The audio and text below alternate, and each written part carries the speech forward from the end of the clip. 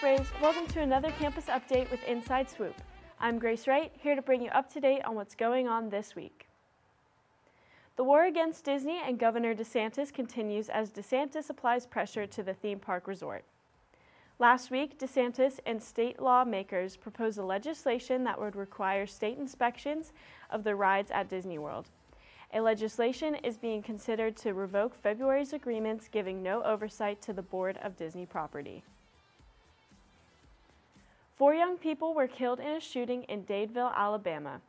According to investigators, quote, 2 teenagers and a 20-year-old man have been arrested and charged with reckless murder.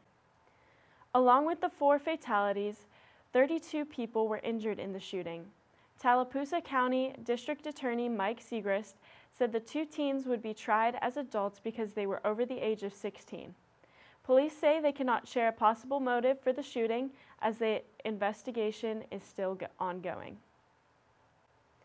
Florida Governor Ron DeSantis has asked the Biden administration to declare Broward County a disaster due to flooding so they can receive federal aid.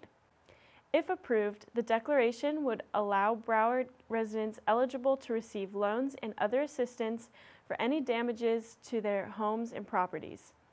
Up to 3 feet of rain fell in parts of the county, damaging over 1,000 homes, according to the state. The flooding closed the airports for 2 days, and gas deliveries were delayed.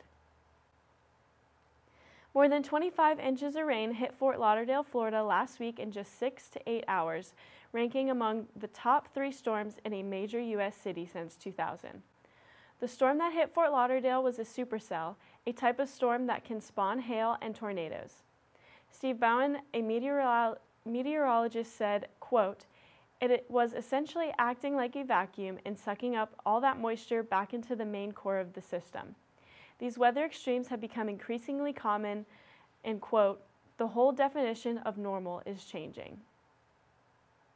After dropping their gloves, taking and throwing a few punches, the Toronto Maple Leafs won their 4-3 in their 2-1 series playoff game against the Tampa Bay Lightning. Things got heated after Toronto's Morgan Rielly shoved Tampa Bay's Braden Point headfirst into the boards. Fights broke out, sending many players from both teams to the box. Both teams were fired up and fought hard until the end, finishing the game in overtime. The Vatican City has just initiated an Arts and Crafts Academy inside of St. Peter's Basilica. The academy is coming back after many centuries in order to train high school graduates how to care for the world's biggest Catholic church. Currently, there are 12 men and 8 women enrolled. Students who complete the course have the chance to potentially be employed at the Vatican in the future. Well, that's another edition of Inside Swoop. Tune in next time for more campus information. I'm Grace Wright. Thanks for joining me on Inside Swoop.